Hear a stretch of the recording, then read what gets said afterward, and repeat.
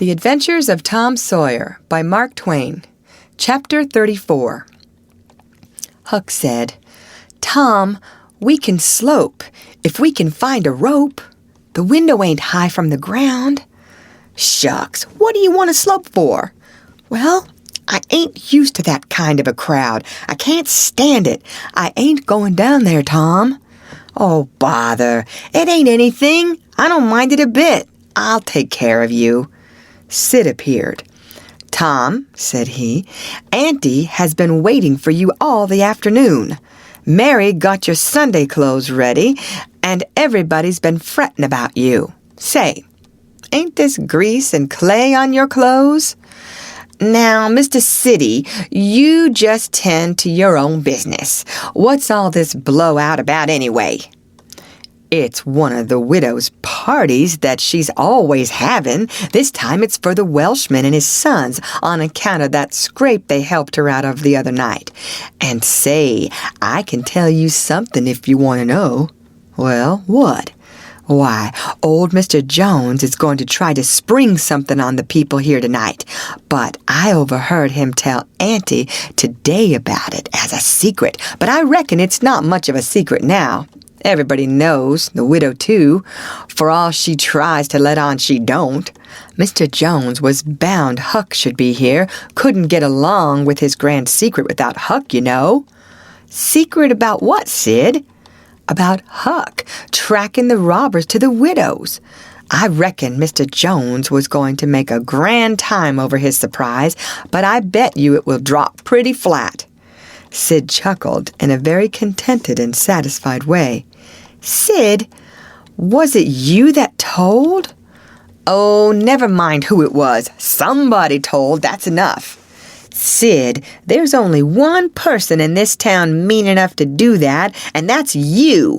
If you had been in Huck's place, you'd have sneaked down the hill and never told anybody on the robbers. You can't do any but mean things, and you can't bear to see anybody praised for doing good ones.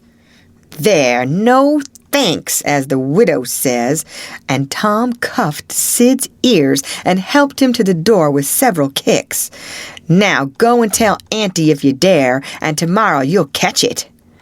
Some minutes later, the widow's guests were at the supper table, and a dozen children were propped up at little side tables in the same room, after the fashion of that country and that day. At the proper time, Mr. Jones made his little speech, in which he thanked the widow for the honor she was doing himself and his sons, but said that there was another person whose modesty, and so forth and so on. He sprung his secret about Huck's share in the adventure in the finest dramatic manner he was master of, but the surprise it occasioned was largely counterfeit, and not as clamorous and effusive as it might have been under happier circumstances. However, the widow made a pretty fair show of astonishment, and heaped so many compliments and so much gratitude upon Huck that he almost forgot the nearly intolerable discomfort of his new clothes in the entirely intolerable discomfort of being set up as a target for everybody's gaze and everybody's laudations. The widow said she meant to give Huck a home under her roof and have him educated, and that when she could spare the money, she would start him in business in a modest way. Tom's chance was come. He said, "Huck don't need it. Huck's rich." Nothing but a heavy strain upon the good manners of the company kept back the due and proper complimentary laugh at this pleasant joke. But the silence was a little awkward. Tom broke it. "Huck's got money. Maybe you don't believe it, but he's got lots of it." "Oh, you needn't smile. I reckon I can show you. You just wait a minute." Tom ran out of doors.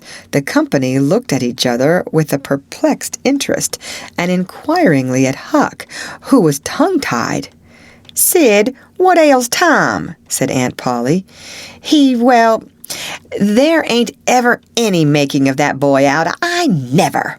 Tom entered, struggling with the weight of his sacks, and Aunt Polly did not finish her sentence.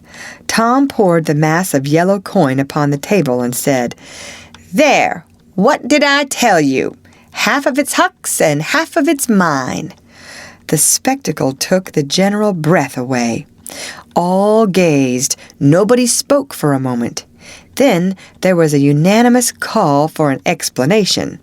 Tom said he could furnish it, and he did. The tale was long, but brimful of interest. There was scarcely an interruption from anyone to break the charm of its flow. When he had finished, Mr. Jones said, "I thought I had fixed up a little surprise for this occasion, but it don't amount to anything now.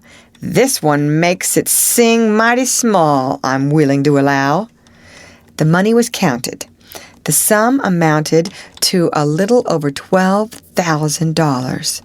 It was more than anyone present had ever seen at one time before, though several persons were there who were worth considerably more than that in property.